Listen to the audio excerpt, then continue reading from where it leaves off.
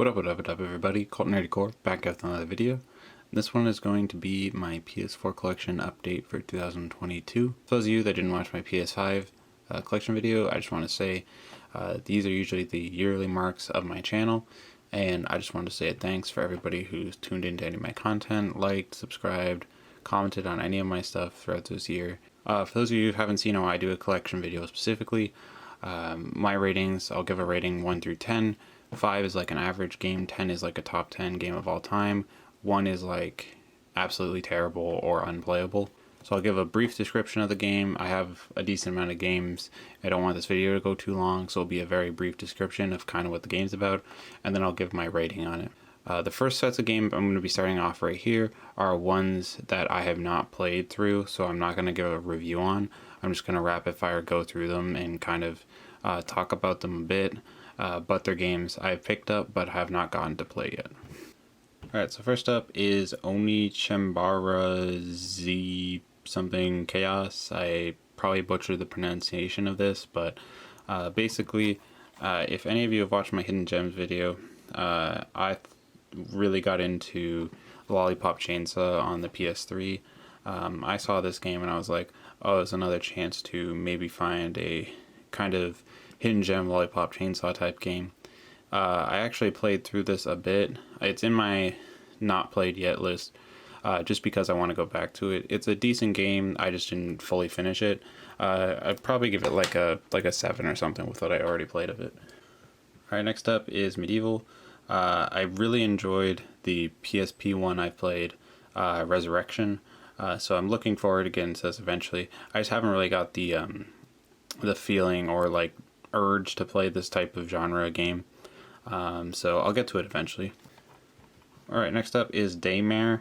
This is one I picked up recently. I went through it was like a Walmart like markdown bin or whatever, and this was just after beating Resident Evil 7, so I was kind of a horror movie and game kick. So I picked this up, haven't got into it at all, don't know anything about it, but hopefully it's alright. And we have We Happy Few. This is one that's been my haven't been completed, but eventually will play pile for forever. I've heard it's an interesting game. I haven't got the urge to go to it, and a lot of stuff came out recently with the PS5. Alright, next up, Red Dead Redemption 2. This is one of those games that I have played through a bit. I got to chapter 2 or 3, and then something came out. I forget what it was exactly, but I turned my attention away from it. It's in my not completed yet pile because I do want to get back to it. It is a quality game. From what I played, I do prefer the first game over this one, but it's still a really solid game. And you can tell like the quality of this game's insane. So I'd probably give it like at least even though I haven't completed it, like it has to at least be like an 8, 8.5. And we got Kingdom Come Deliverance. Got like a bit into this game, and I think it was the Mass Effect Legendary Edition came out, and that took away my time completely. I literally just blew through that game so quick.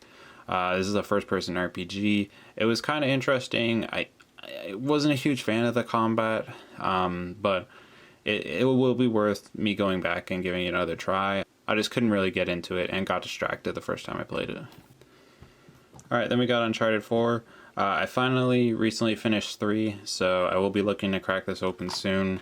I have this in Lost Legacy that I haven't beat yet, so we'll try to get to this eventually. Same thing goes for Lost Legacy. I will beat 3, then I'll beat 4, then I'll give this one a shot. Heard this one's kind of hit or miss. Some people really like it, some people don't. So I'll give my opinion on it when I play it. Then we got Styx. This is a interesting like puzzle stealth game. My dad was big into this, so I've watched him play it a couple times, so I kind of know what it's about. I haven't played it myself though, so I'll withhold giving a rating on it. Then we got Sniper Elite 3. I do want to give at least the campaign of this game a shot. I played the second one and I enjoyed it. The combat and like the animation stuff like that get a little repetitive in these games. But if I ever feel like a little stealth game, I might crack this open. Then next up, I picked this up actually really recently, Middle-earth Shadow of War. I enjoyed the first one. It's kind of like a blend of Assassin's Creed and like I don't know, I want to say like the Arkham combat.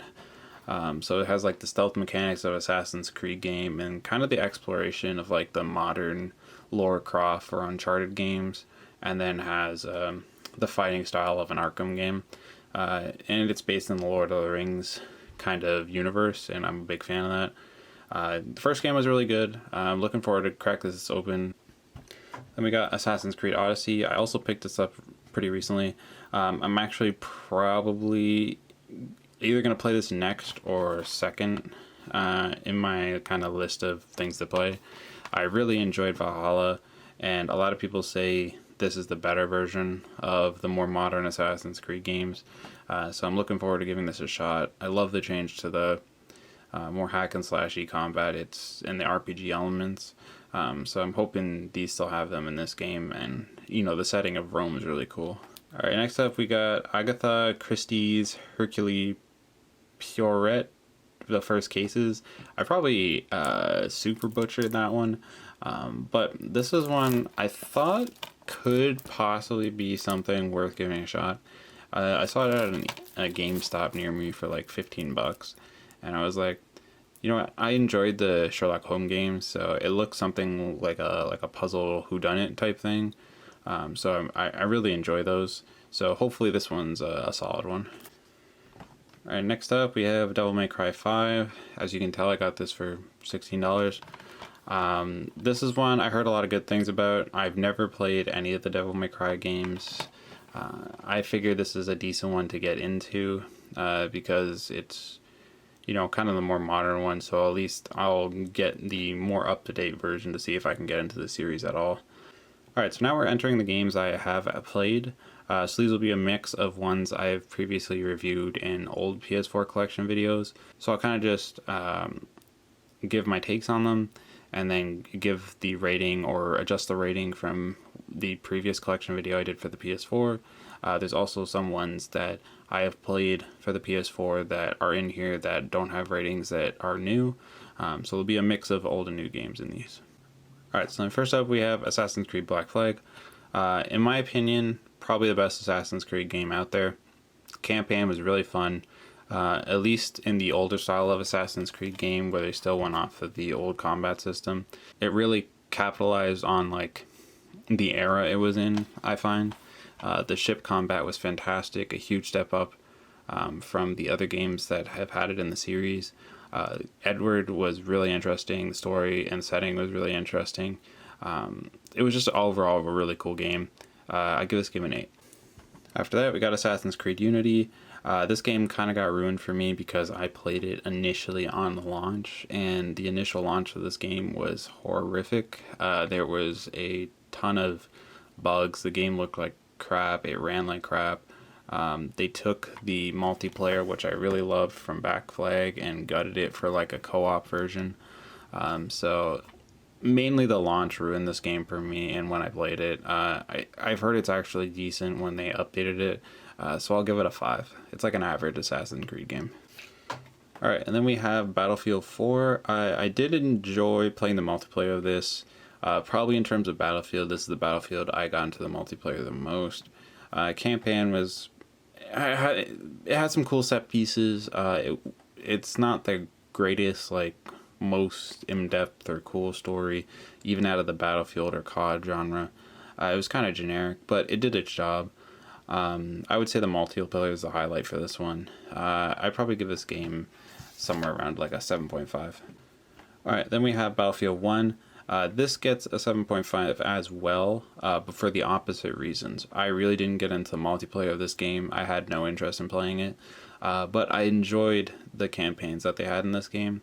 I thought giving the different areas and different stories were really cool. I thought some of the campaigns and characters were at least interesting, and the era was one I really enjoyed. So I'd give this a 7.5 as well, just for the reverse. The campaign carried this one, the multiplayer I wasn't interested at all. Alright, and then we got Battlefield 5. I bought this like way after it came out recently, just to play through the campaign. Honestly, campaign was kind of a letdown. It was super short. There was like 3 or 4 stories, if I'm not mistaken. and there was only one that was kind of interesting, which is the one where you played as the convict who had to go like blow up the planes with the improvised C4 or whatever, and you were with the your kind of group captain. You guys were sent like on a suicide mission type thing. That one was kind of interesting, and the characters were neat. The rest of them were honestly kind of a snooze fest. The stealth one with the girl was okay, but overall, like, kind of weak sauce with the story. I'd probably give this game like a 4. Alright, next up is Star Wars Battlefront 2. I actually enjoy this game. The story is terrible. The campaign is horrendously short and horrendously boring. It's basically go somewhere, waves come, shoot the waves, rinse, repeat, and the story is really boring. The multiplayer, however, recently, the last, I would say, 3 or 4 years, has been really good. I also bought this on the PC, and I still play like a co-op mission or a game or two or multiplayer every now and then. It's really been improved, and it's actually really good seeing this game actually do well. I was not tainted by the original release. If I played during the original release, this would be a lot lower of a rating. But how it stands currently, I give it a 7. Alright, then next up we have BlazBlue Cross Tag Battle. This is one I actually platinumed. I really enjoyed the BlazBlue series. Persona series is also awesome. The other two I don't really know too much about. I know a little bit about Ruby. The other one I have no clue. But basically this is a big combination of a bunch of different anime universes coming together for a fighting game.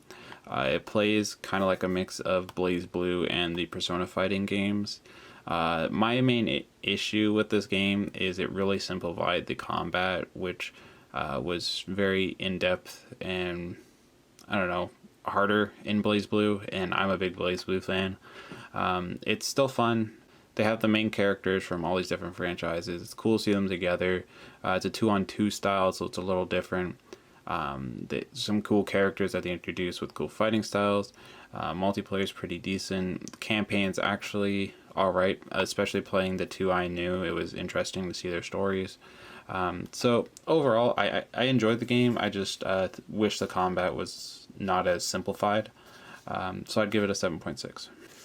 Alright, and then we got Borderlands 3. For those of you who don't know, this made my top 10 worst games on the PS4.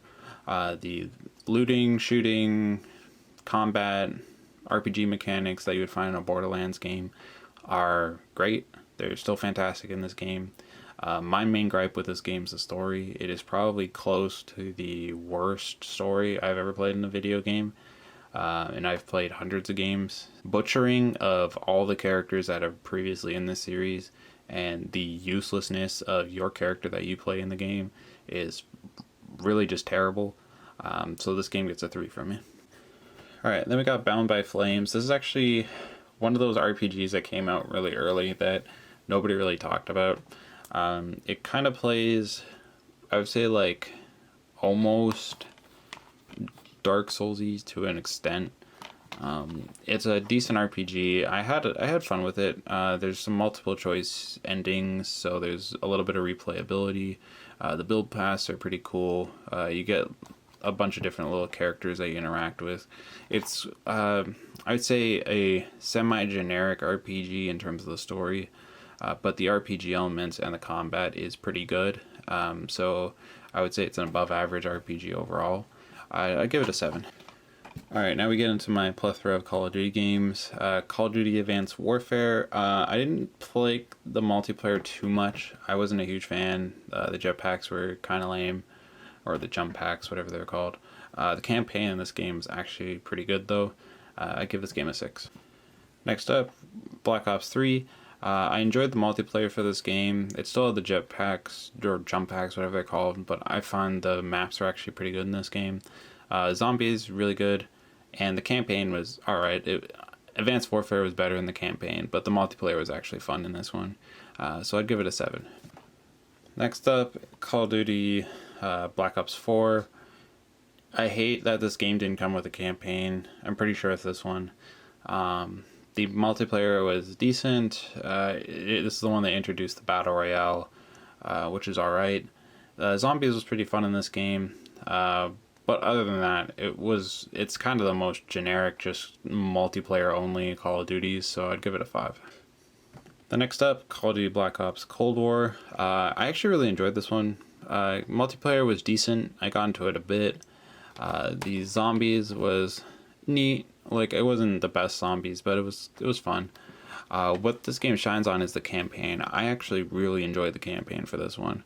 It has some multiple endings. The characters and interactions you have with all the cast of characters you're introduced to is actually really well done for a Call of Duty game. And I would say, honestly, probably one of the better campaigns overall. I'd probably give this game like a 7.5. Alright, then we got Call of Duty Infinite Warfare. In my opinion, one of the more underrated Call of Duties if you're just playing for the campaigns. I play these games mainly nowadays just for a fun little campaign playthrough. This one I actually really enjoyed the campaign of. Has some different kind of mission variants that you wouldn't get in other Call of Duties. Some plane missions specifically that was full like plane like starfighter gameplay. There's a couple different paths you can do missions in the orders you want to do them. So it's a little spicier of a campaign is how I would say. It has some cool space mechanics with like 0Gs and stuff like that. I didn't get to the multiplayer at all. It also has probably, in my opinion, one of the best zombies maps, the free one. So I give this game like a 7.3. Alright, then we got Call of Duty World War II. I enjoyed this game. The multiplayer I actually had a lot of fun with. This is probably the last Call of Duty I actually got kind of into for a bit. The campaign was pretty good. I like that they introduced that your squad mates had like powers and you can kind of order them around a bit, so it gave them a little more usefulness than the normal Call of Duty AI where they would just stand there and do nothing and look like they're shooting. So I'd probably give this game like a 7.4. Then we have Captain Tsubasa Rise of New Champions. This game was fantastic. I picked this up last year. I made my top 10 games I played for that year. I know nothing about the anime, but I'm a huge arcade sports fan in terms of video games. And this was awesome. It's basically a super fast with a bunch of like abilities and powers and these superhuman soccer players, basically a super arcadey version of FIFA is how I describe it. You have this huge fleshed out campaign mode where you can make your own character, go through picking one of the teams, which I'm assuming are from the show, and picking a team that you wanted, go through, level up your characters and your bonds with different characters, unlocking their unique skills, and then joining the all-Japanese team, which combines all the best players of the campaign you just played into a whole new campaign with a whole new set of characters to get abilities from, level up your character even more, and then play through the harder campaign. So there's a ton of content in this game. It was a real fun playthrough, and the dude with the heart condition, that's my boy. Probably give this game like an 8.5. I really enjoyed this one. Alright, and then we got Catherine Full Body. This is one of the cooler steelbooks I have in my collection. I really like this one. This is one of the only puzzle games I've ever gotten into. So if that says something, it probably says it's a decent game at least. It's basically a dating sim and a puzzle game put together. The dating sim is terms of it's kind of using the puzzles kind of in a way to micromanage relationships between three different girls. And there's a bunch of different multiple paths and choose of endings. It has a really cool art style, really good music, and kind of a goofy tone to the story with some dark moments put in. It's done really well. The puzzle mechanics are basically like you build blocks up a tower, and there's a bunch of different other mechanics that come in later in the game, but that's just a simple version of it. Really good game. I give it an 8. Alright, next up we got Crash Team Racing Nitro Fueled. I'm pretty sure this is a combination of two of the older games put into like a revamped version. Either way, this game was really good. Very faithful to the original games in that the kart racing and feel of the maps in game and sound design all feel just like in really HD version of what you would be playing on like the PS1 or PS2. Really fun, challenging, and a decent campaign mode. Well, it's not a campaign like there's a big story or something like that, but a mode that you kind of go through and unlock stuff with. Really fun. Cool that there's an online feature to it that you can play people in this. That's something all these revamps of older games like this really benefit from. So I'd give this game like an 8. All right, then we got Crimes and Punishment, Sherlock Holmes. I really enjoyed this game. I still need to get, I think there's 2 other on the console at least. I need to get those ones. It's really fun, just kind of, you don't want to play anything super serious. You kind of want to more go through like a story or something, like a Telltale's game. These are like whodunit mysteries where you can go through on your own volition and try to solve these crimes. They're set up really well, going from super easy off the start to super hard, and to like fully perfect it type thing. Really interesting, good story. A lot of cool, unique variations on the crimes. I just give this game like a 7.7. All right, then we got a controversial one. We got Cyberpunk 2077. Actually, I got this game a little bit after they patched it so it was at least stable. I haven't played it super recently when they added, I think it was like a 40 gigabyte update that kind of apparently revamped the game totally. So my experience is kind of in the middle. I had some quests that I couldn't complete. It was still pretty glitchy. But the campaign was overall okay. I would say the story and characters, besides a couple, are a little stale compared to other CD Projekt Red games or just any other RPG at the time. Combat was pretty good. I enjoyed the combat. I played like a melee character with pistols, so it was pretty fun. The RPG mechanics are pretty good. The amount of stuff that was left out of this game, it's really sad because it could have been a really amazing game. I'd probably give this game like a 6. Alright, next up is Dead or Alive Extreme 3 Fortune. My fingers are here for a reason. Sorry, everybody. But this game, I enjoyed the first one on the original Xbox. I thought the volleyball gameplay was actually pretty decent, with barely any volleyball games being on the consoles at those times. So I picked this one up. It has a few other game modes. This one's really fan servicey, if you get what I mean, compared to the first one. Volleyball gameplay is actually still solid, but I accidentally bought the Japanese version, so this is only Japanese in terms of any of the menus or voice acting, so I have no freaking clue what's going on most of the time, so I don't know, kind of hinder my experience of the game. I'd give it like a 5, it's okay. Next up is Dead or Alive 6. This is the fighting game that other game comes from. I actually enjoyed this game. The campaign was okay, nothing too special. The arcade and just picking up the game occasionally and fighting a bit, maybe going online for a couple of games, is a lot of fun. The combat in these games have always been solid. It's one of those 3D ring ones, not those 2D one plane. It's kind of like a Soul Calibur game, if you know what those are. I enjoy these games. I had fun playing it. I'm a Tina player if anybody else plays. I'm not that great at the game or anything. I give the game like a 7. Alright, then we have Deus Ex Mankind Divided. I really enjoyed these series of games. I haven't played any of the like OG ones that were on like the PC only and stuff like that. I don't go that far back with these. But I played Human Revolution and this one. I think the one on the PS3, Human Revolutions, is the better one. But this one's really solid. They definitely enhance the combat and gameplay features. I just think the story and like the RPG elements are a little weaker in this game, in my opinion. Still a really good game though, and a really good RPG if you haven't played it before. It's like a stealth first-person shooter RPG. I'd give this game like an 8.2. Alright, and then we got Destiny. When this game originally came out, it was like a MMO shooter looter type thing. It was basically like Borderlands but a huge MMO. I had some fun with it. I had some friends that played it. It was good fun. The combat's really solid in this game. Campaign was terrible. Not a lot of content. Raids were kind of cool. Back then, I'd give it a 5.5. Now it's basically a coaster because nobody plays this one anymore, and probably the servers will be shut off soon. So now it's a 0 or a 1. Alright, then we got Doom. Made my top 100 games of all time list for a reason. Very fun game.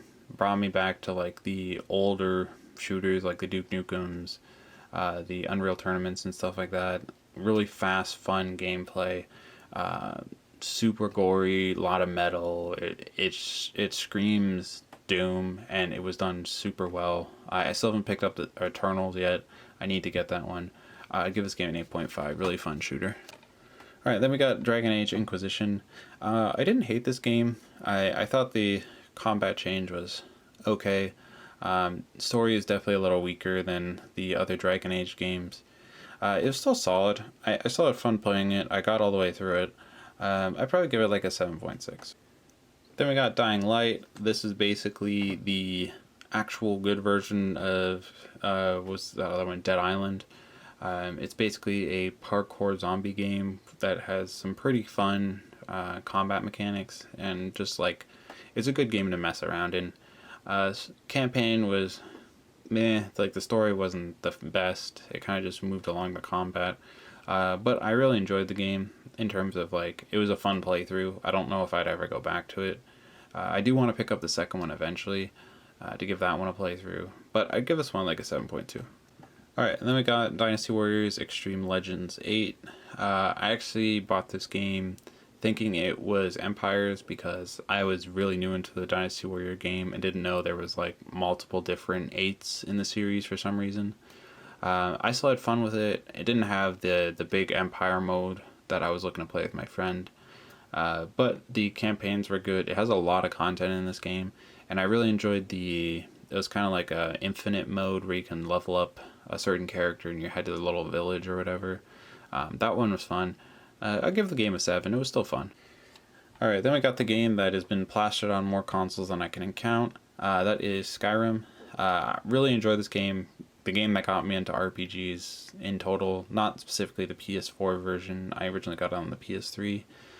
But the PS3 version honestly has some issues just in terms of the hardware and how it functions.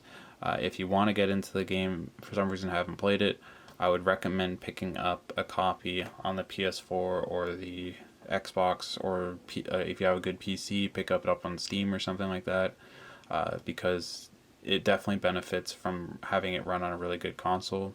Console version, this is the version I would get. The game's fantastic. I'd give it a 9. Then we have Everybody's Golf. This is the continuation to the Hot Shots franchise. They just changed it to the Japanese name. I guess it's how they're going with it now, which is Everybody's Golf. Still solid. Gameplay's good. You make your own characters, which I'm kind of hit or miss on. I kind of like having the specific characters that have like kind of their own unique vibe and talents and stuff like that.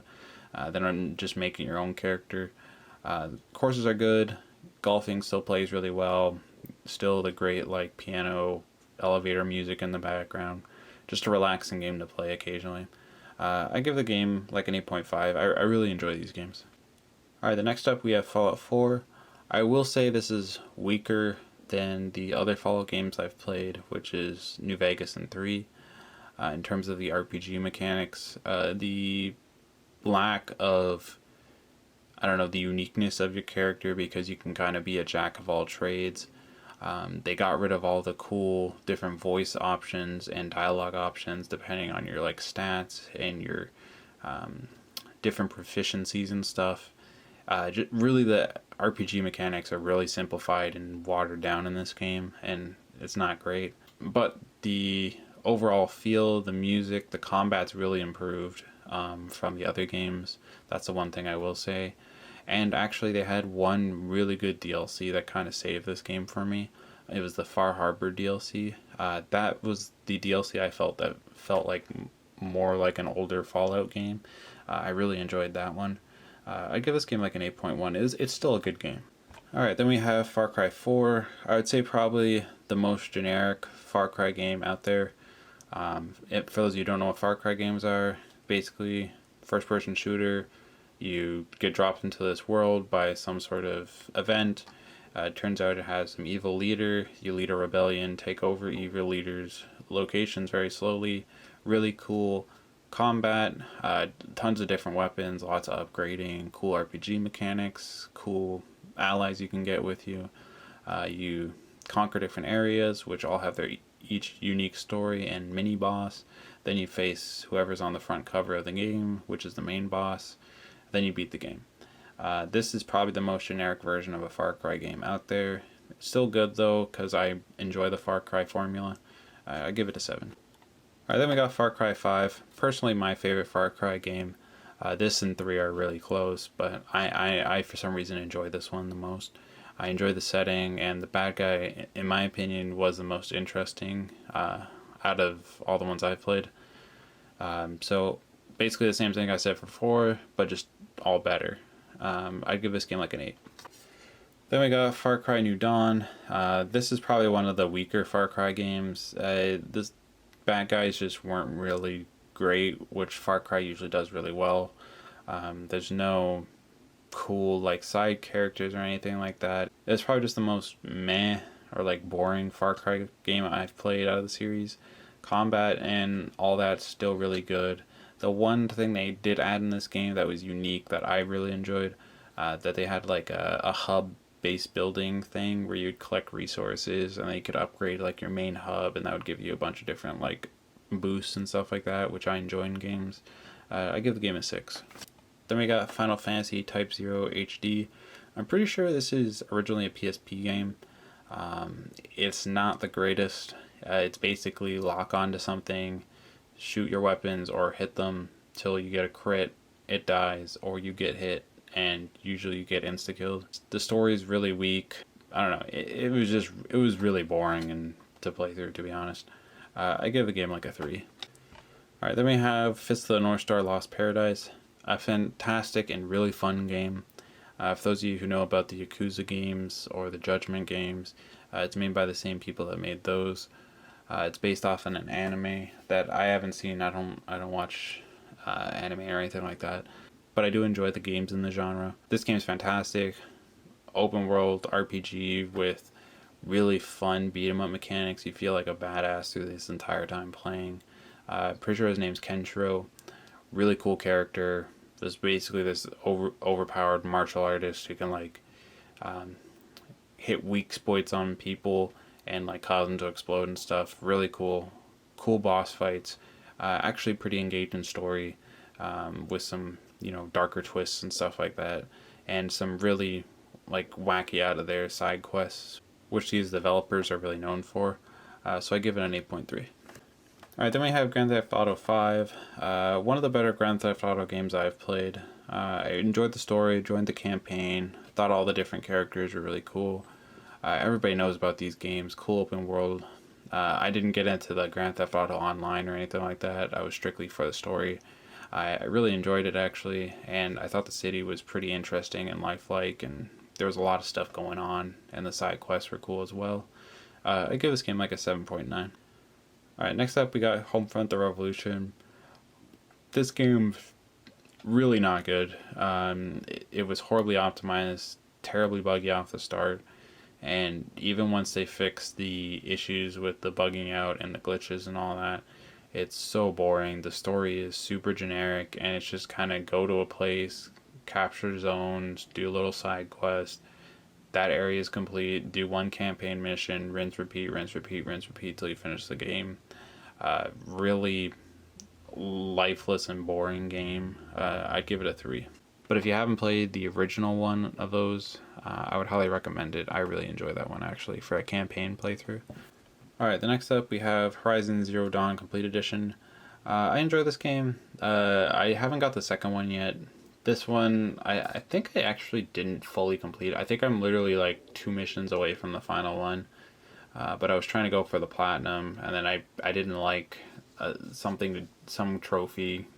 Really, I didn't bother doing, so I kind of dropped the game. I'll probably just go back and beat the game, not go for the platinum. But it was really good. Combat was pretty solid. Story was actually really interesting. I like Aloy as a character. Graphics for the time were really good. Really, honestly, just a really cool game. I give it an 8.1. Alright, then we got Injustice 2. Probably one of my favorite fighters in recent memory. It's made by the same people that make Mortal Kombat, so it plays exactly like that. But they do remove something that I hate in Mortal Kombat and why I don't play it too much.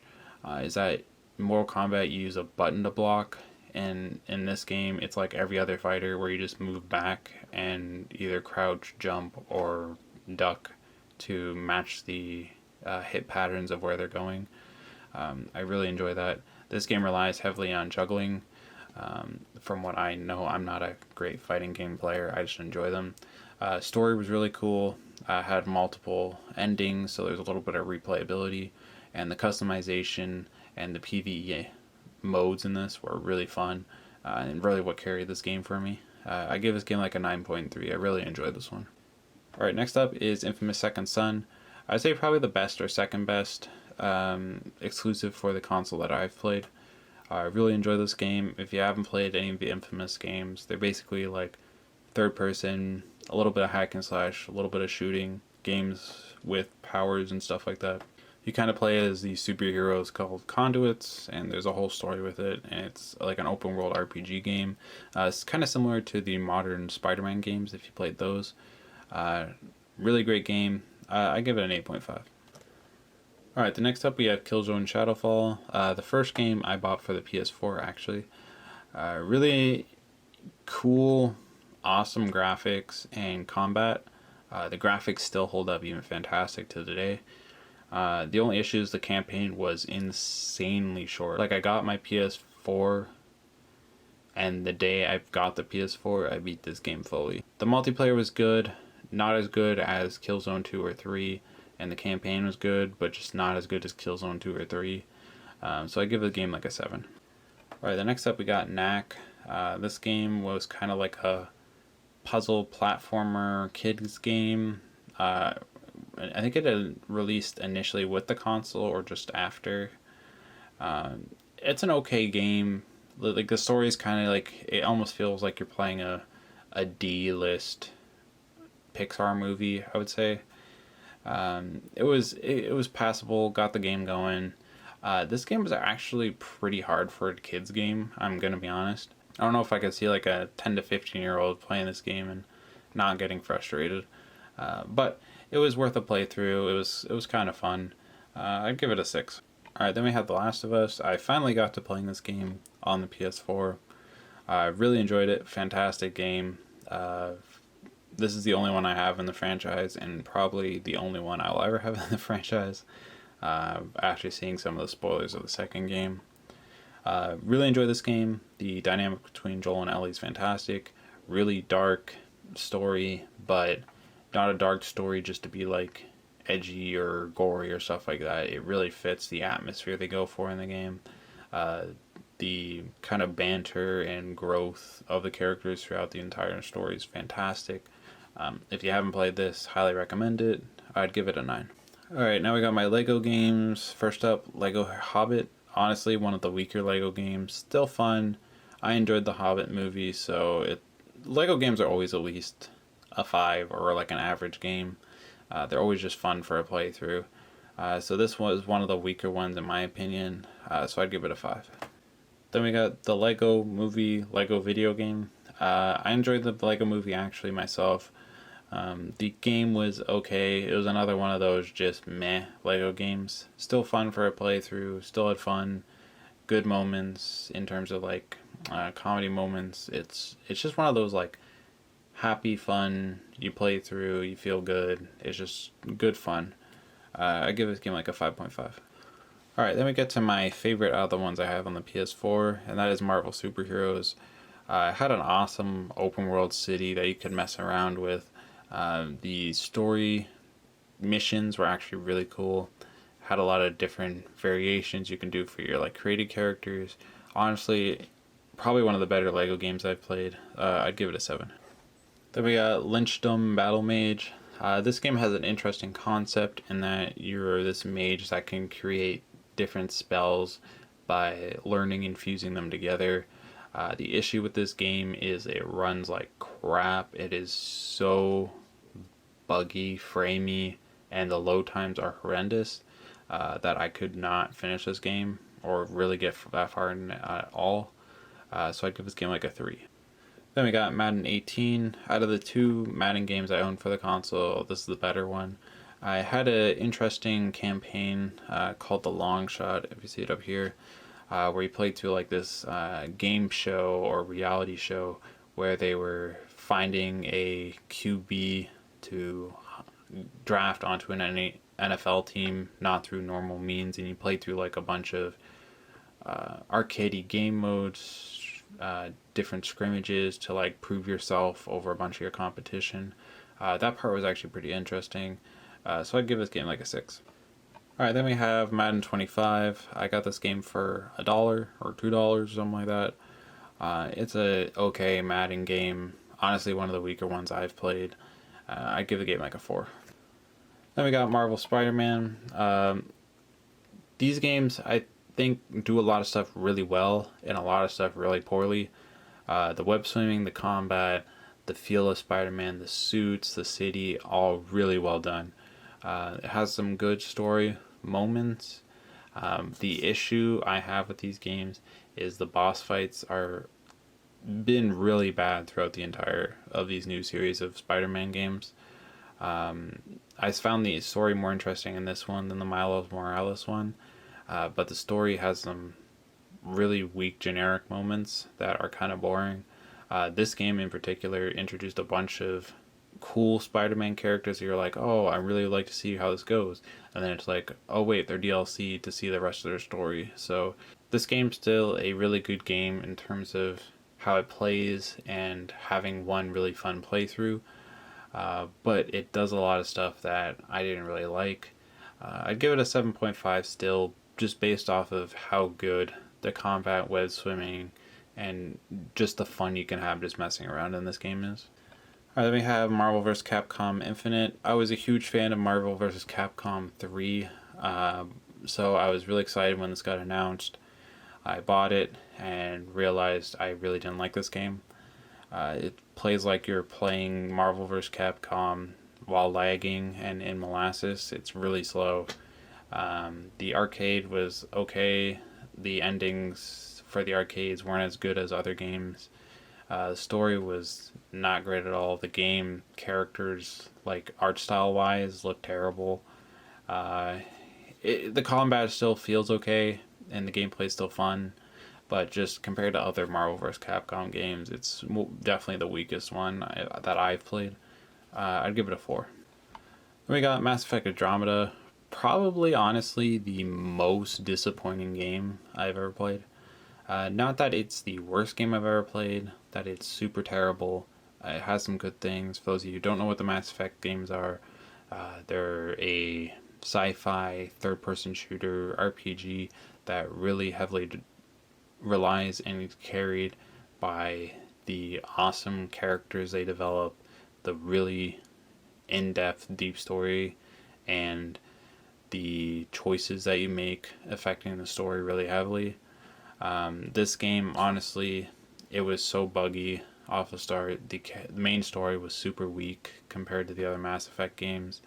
I actually did enjoy some of the characters, so that was the saving grace. The combat was actually really good in this game, and the character-specific side stories were really well done. The issue is they forced this game open world, and it just is bland and nothing really in it. I'd give this game like a 4. And on the complete opposite side of that spectrum, you have the Mass Effect Legendary Edition. This is probably, out of the games that are new to my collection, probably the one I was most hyped for. This is all 3 of the original games on one set of discs, so it has all of them together in here. So, and it has all their DLC, which I didn't play any of the DLC for these games, so going through them, they were fantastic. If you haven't played these games, I would highly, highly, highly recommend getting into these games. If you're a fan of RPGs or shooters or just good stories at all, I would highly recommend getting into these games. Probably my second favorite series of all time. There's 3 games on these discs. The first game, I give like a 8.5. The combat's pretty weak, but the story's fantastic. 2 is the best and the pinnacle of this series. It's my second favorite game of all time. I give that game a 10. And the third one, combat was fantastic. Characters and story was a little weak. But the DLC in that game was fantastic. I've never played the DLC in those games before. Those DLCs were fantastic. I really enjoyed those. So I probably give that game like a 8.5, maybe a 9 with the DLC included. Alright, then we got a game that never should have been made, and that's Metal Gear Solid 5 Ground Zeroes. This is basically a tech demo that they sold for $50, and I'm one of the suckers that bought it. Still a little salty about this one, to be honest. So I give this game a 1. It's not even worth time mentioning, really. Alright, then we got Metal Gear Solid Phantom Pain, the actual full release, and probably the only one that should have been released. This game's good. I never really got through it myself. I'm one of those people that really likes to complete all the side quests available in an RPG, and the side quests in this game reuse the same areas constantly, so I got a little bored of it. So I ended up dropping the game. I would say probably a third or halfway through it. It's still a really good game. The quality of the game I can realize. So I'd give the game like an 8. Alright, then we have Metro Redux. This is Metro 2023 and Metro Last Light, but like a remaster of them, like an HD remaster collection. These games are fantastic. I never played them before owning this. Really dark, cool setting, first-person shooter. It kind of feels like you're playing, well, you are playing like a post-apocalyptic version of a BioShock game. It's one of those games where you have to kind of manage your resources. You can play the game either stealthy or loud, and you have to kind of make choices with your combat and where you're going. There's kind of different multiple paths to complete certain sections of the game. Really fun game. Both games are really solid. Overall, I'll just give the entire package like an 8.1. Alright, if you remember earlier in the video, I said I did play Middle-earth Shadow of Mordor, the original. This is that.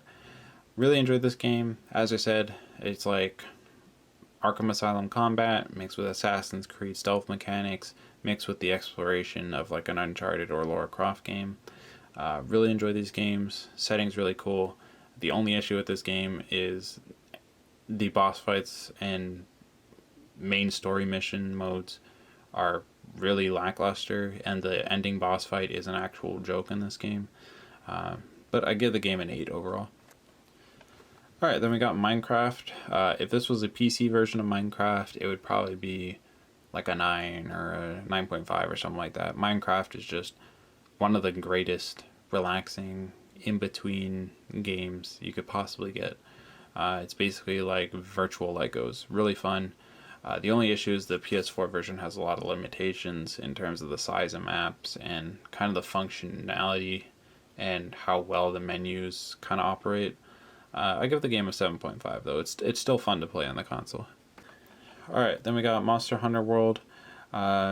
Basically, like, you go around hunting, well, these monsters. It's basically like boss fight simulator. You basically grind up gear through hack and slash third person combat.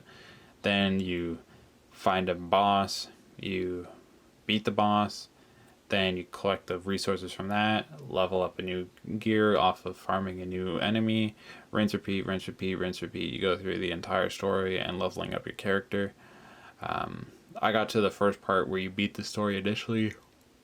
I did not play the second time through, so I've never gotten to end game in this game. But it was fun. I played it co-op with a friend. I think if I played it by myself, this game would have been a snooze fest. Because there's like no story or interesting characters or anything like that. It's literally the combat and RPG mechanics that this game crutches on solely. But playing with a friend was kind of fun. So I give it a 7.5. Then we got Murdered Soul Suspect. In my opinion, probably close to the most hidden gem game on the console. Fantastic story. You play as a detective that got killed and came back as a ghost, and you're trying to figure out your own murder while in like purgatory. And there's a bunch of different little side quests and different stories that interconnect in that. Really cool story, really unique game. Highly recommend it. I give it an 8. Alright, then we got all my NBA games. NBA 2K14, probably one of the better ones I've played. If you're looking to just play one for like a campaign playthrough, just to mess around in like a career mode, I'd recommend this one or 16. I give it a 7. Then next up we have 16. This is the start of when 2K started to get really greedy for money. So the leveling up and all that, it's really paid. It's basically pay to play at this point. Still fun though. Again, if you're playing for the simulation or to play the career mode, I would recommend this one. It's really solid in terms of like the actual gameplay and kind of the presentation and how it looks and stuff like that. I gave the game a 5. Alright, then we got NBA 2K20. Honestly, I think slightly weaker than 2K16. I think the animations are worse in this game. I think the greediness, this is when it kind of reached its peak. Honestly, I haven't bought a 2K game after this. It kind of turned me off of playing any 2K games at all. Which is sad because I enjoy the games and they're usually pretty well made. Just, I can't support the practices in this game too much. I give this game a 4. Alright, then we got NBA Live 18. Honestly, one of the better basketball games I own. No matter what this says, there was another sticker on this beforehand. I didn't pay $79, I paid $20 for this. But I had a friend I played with this online. The leveling up's really achievable. I almost got to max, I think I'm at 98 overall in this game or something like that, which I've never reached in a 2K game besides 14. I didn't have to pay anything. Had a really cool co-op feature where you could go and play street events, which is like PvE mode, with a friend co-op, so that was fantastic. Really enjoyed this game actually. I give it a 7. Alright, then they took that momentum they had from last game and ruined it with this game, and I think this was the last live game that they've ever made, for a good reason. This game took the co-op mode, basically butchered it. It was like a super watered down version of it. The gameplay and animations were terrible. There was no good modes. They took off basically everything they had in the game from the first one, butchered it. I give the game a 3. Alright, then we have NBA 2K Playgrounds 2. I actually really enjoyed this game. It's a little luck RNG reliant in terms of like pulling good players. But if you play for a bit, you can definitely earn players really quickly. It's really fun. It plays like NBA Jam almost. You can play it co-op with a friend and go through like season modes with it, which was really fun to do. I really enjoyed this game actually. There's some RPG mechanics of you actually leveling up each character and like customizing their look and stuff like that. So there is some, I don't know, replayability to it, I guess. I give it a 7.5. Next up, we have Need for Speed Rivals. One of the early racers that came out for the console. I got it probably the first year or second year of owning the console. It was pretty fun. Not one of the better Need for Speed games, but definitely not a bad racer at all. It was cool playing as the cops and the racers. I actually preferred playing as the cops in this game. The map was pretty good. Open world, kind of like a Forza game. The customization was okay, not fantastic. Just overall a solid Need for Speed game. Nothing super special, but definitely fun to play through. I give it a 6.5. Alright, then we got the game I have probably wasted the most money on. Not that I put money into it after buying it, but as you can tell, I bought the Ultimate Edition of NHL 15. I bought it the day it came out, so I paid like $120 for this game, thinking I was going to get into the Ultimate Team. But it turns out, instead of releasing a PS4 and PS3 editions that were the same, but one just had upgraded graphics, they released the PS4 version with a gutting of all the game modes. There's basically only Season, GM, and Play Now, which is terrible. And the Ultimate Team you can't even play with friends. This game was such a waste of money, to be honest. I'd give it a 2. Alright, then we got Nier Automata. This game was actually really fun. It's a cool hack and slash RPG that you play through these 3 different stories of the 3 main characters on the cover of the box here. It's a really dark, interesting story. Very sad, actually. The art style, music, and atmosphere that these games create are fantastic when playing through them. You basically play as these like androids that are fighting off these like hordes of robots in this kind of after catastrophic events Earth. It's very, as I said, very dark and kind of an artsy feel to the game. Really well done. I played through all three campaigns, so it was definitely worth the playthrough. Really enjoyed this game. Boss fights were really cool and well done. Combat was really smooth and fun to play through. I give the game like an 8.5. Really fun, actually. Then we got the Order 1886. This game's actually pretty decent. It's really, really short, which is his one downfall. This game got a lot of hate when it initially came out. One, for being short, and two, for the lack of combat, because there was a lot of story elements to it. It's basically, I think it was a first or third person shooter. I couldn't remember. I played this a really long time ago. It was like a 7-hour playthrough. It was really solid. I actually enjoyed the campaign a lot. I thought the story, especially near the end, was getting really interesting. I would have loved to see a second game just to finish out the story that they started off near the end. But it was fun for a playthrough, and if you're into platinums at all, it's an easy platinum as well. I give the game a 7. Alright, then we got Outer Worlds. This is made by the same people that made New Vegas, if I'm not mistaken. It's a first-person shooter RPG, and basically you play as like this survivor of this ship that's just floating off in space that has like these hyper chambers where they're keeping people kind of asleep in comas from the past. And you wake up and there's a bunch of different companies that's kind of taken over all these different worlds, and you kind of go through each world and find their little individual stories, recruit companions to your mission, and then kind of tackle this overarching story. I don't want to spoil any of the story elements too much, but it was really fun. RPG mechanics are solid.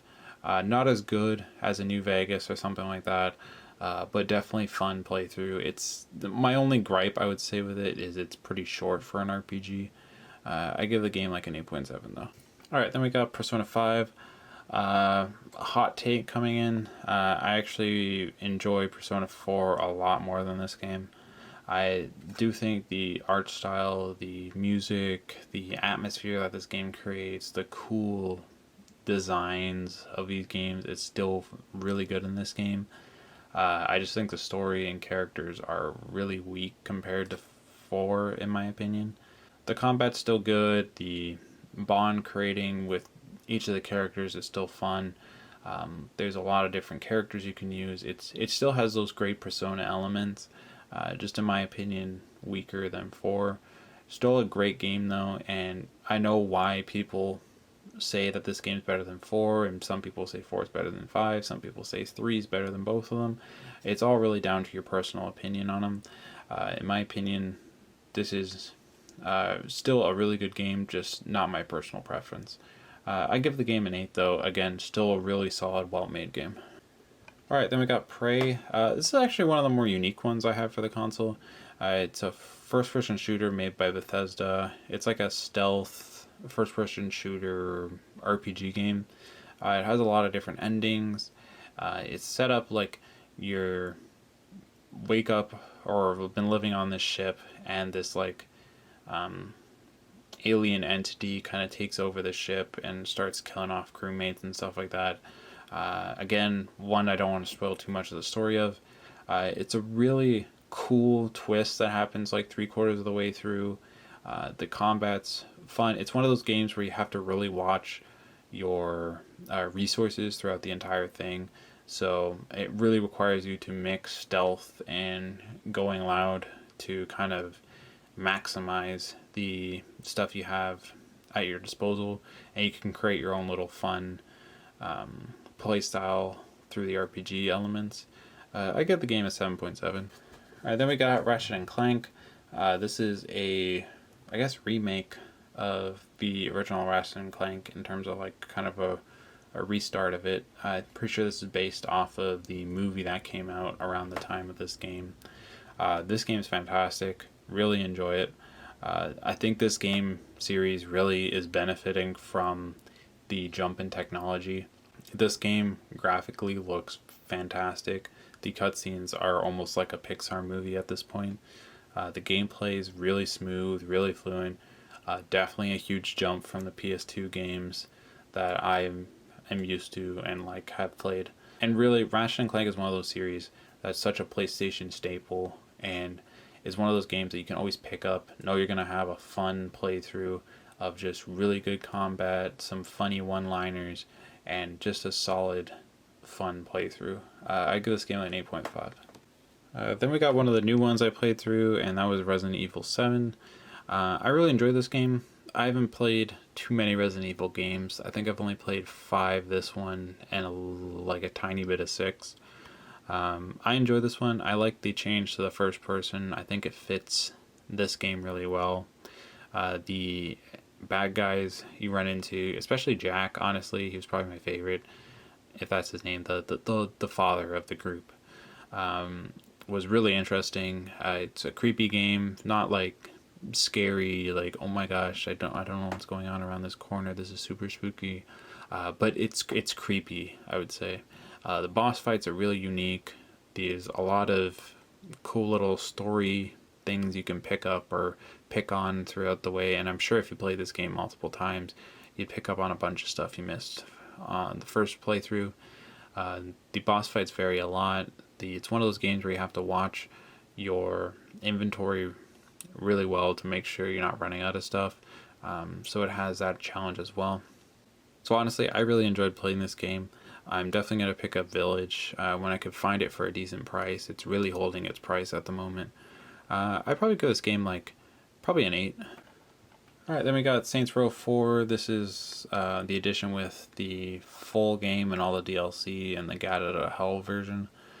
I enjoy this game. I love the Saints Row games. I am not picking up that new one that came out. Or maybe I'll pick it up when it's like $5-10. But I stick with the originals. And the original Saints Row games are fantastic. This game goes a little more out in left field than most of them. You're like a superhero president in like some alien Matrix type thing. You have superpowers and stuff like that. But it's still a lot of fun. These games are just super goofy, fun Grand Theft Auto. I really enjoy these games. Great series. I give it an 8. And also a really fun co-op game if you have a friend to play through. Alright, then we have Shadow Warriors. Just like Doom, this is another game that's really a callback to those old school fast-paced shooters like the Dooms, Duke Nukems and stuff like that. Really fun. Lots of cool one-liners. You feel like a badass playing as your character. Really cool different variations of all like the demons you are facing in this game. The sword combat's pretty fun just to mix it up from other games. Really gory, really fast paced, and requires some thinking of how to clear each room. Would recommend this game. Has a little funny story to it as well. I'd give it a 7.7. Alright, then we got MLB The Show 19. I just kind of wanted a baseball game at the time I got this game. It was pretty solid. I enjoyed playing through the career mode a bit, and the Ultimate Team filled my niche, or my craving I was having at the moment. Actually a solid baseball game, and definitely a jump from the older ones I've played. So I'd give it a 6. Then we got Soul Calibur 6, if I'm remembering my Roman numerals correctly. This game was pretty solid. I always enjoy Soul Calibur games. It's one of those 3D fighting games that's more of a circle instead of a 2D plane. What this game really excels at for me is the customization. The customization and creating your own creative fighters is really fun to just go online with a friend and in a lobby and just fight with your stupid, goofy custom characters. Combat's solid. I like that Geralt's in the game. That's really cool. And playing through his little arcade story was really fun. Main story was decent. I don't know too much about the Soul Calibur lore, so it didn't really resonate with me like other people would. I give the game a 7.5 though. It's a well-made fighting game. Alright, then we got the South Park Fractured Butthole. This is the second of the South Park games out there, like the modern ones. This one plays more like a Fire Emblem game, if you play Fire Emblem, where it's like a grid-based combat, where you have turns and have a certain amount of moves and can kind of move around in like a grids format.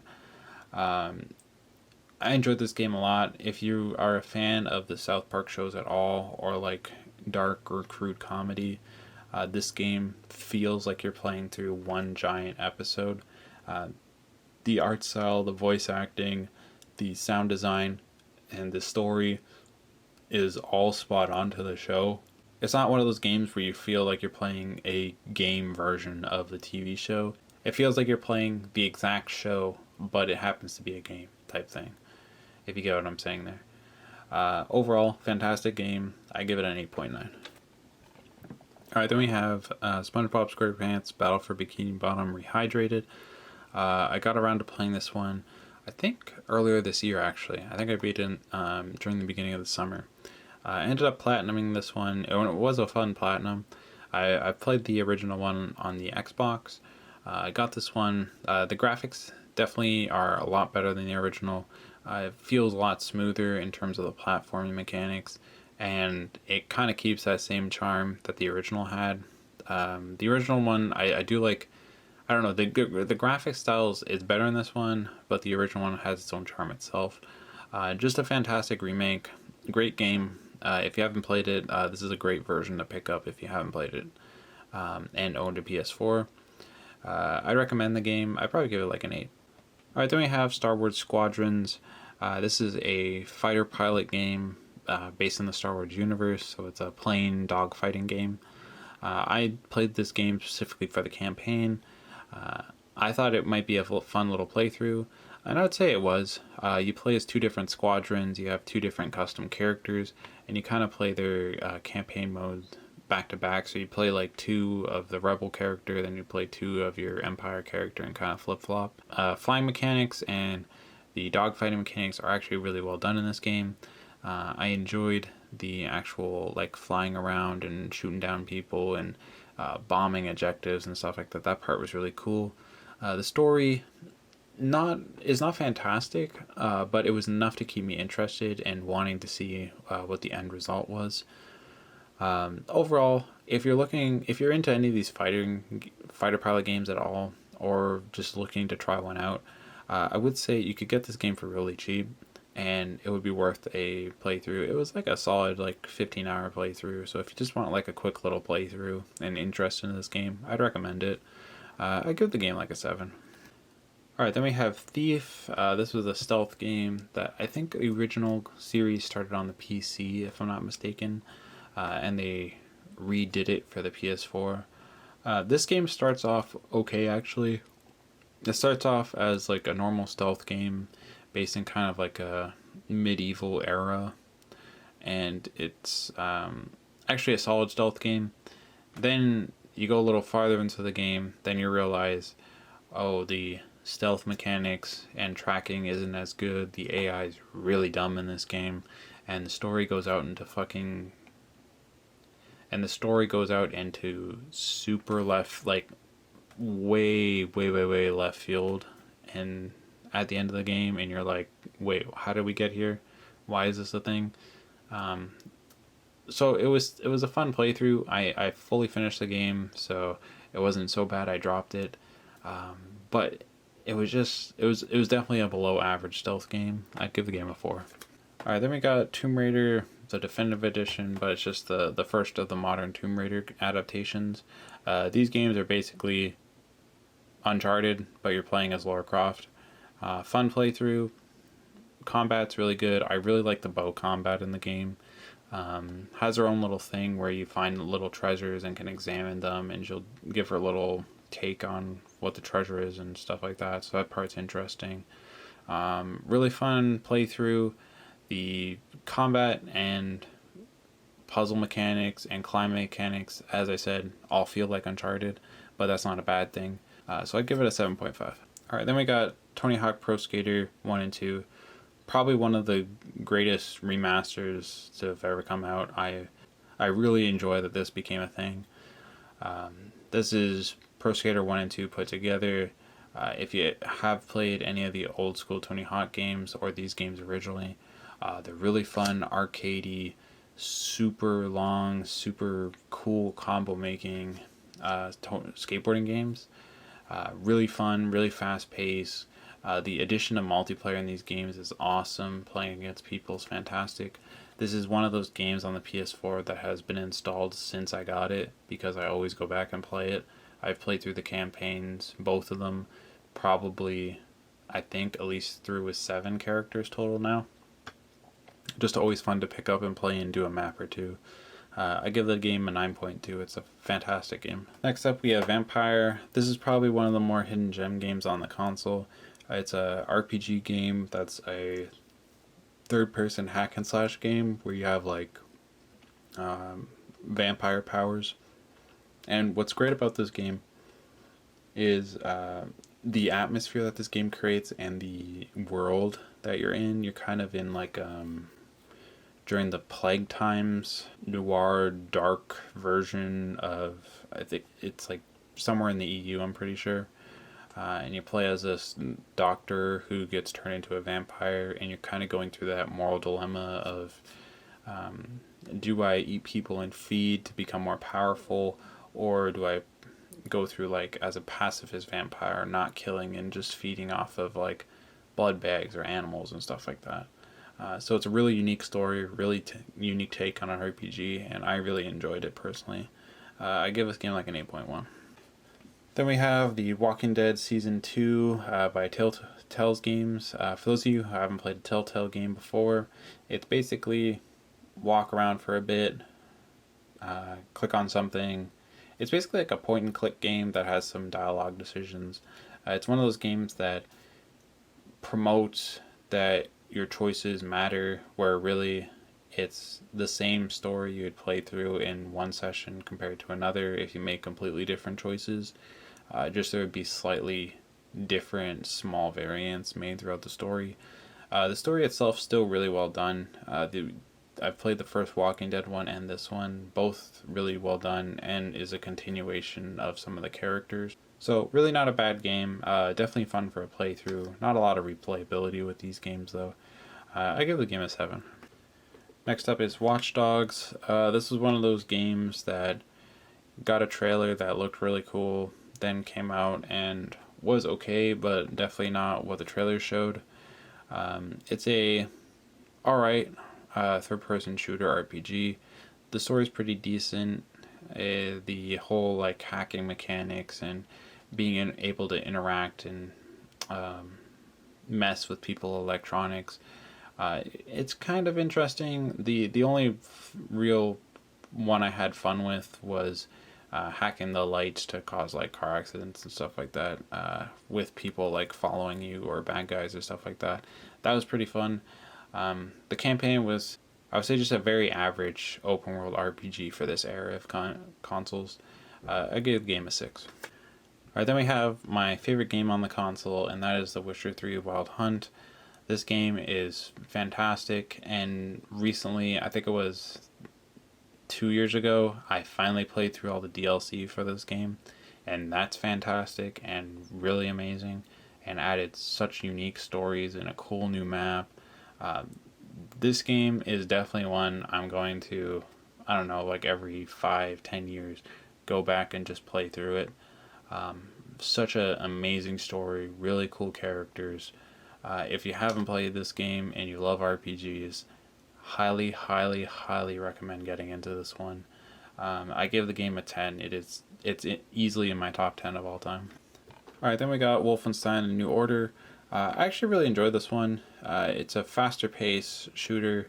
The combat mechanics, really well done. For those of you who don't know about the franchise, it's basically what if the Nazis won World War II and it's set up in like a universe after that. You're playing like a resistance that's leading a war against the new regime type thing. Really fast-paced combat.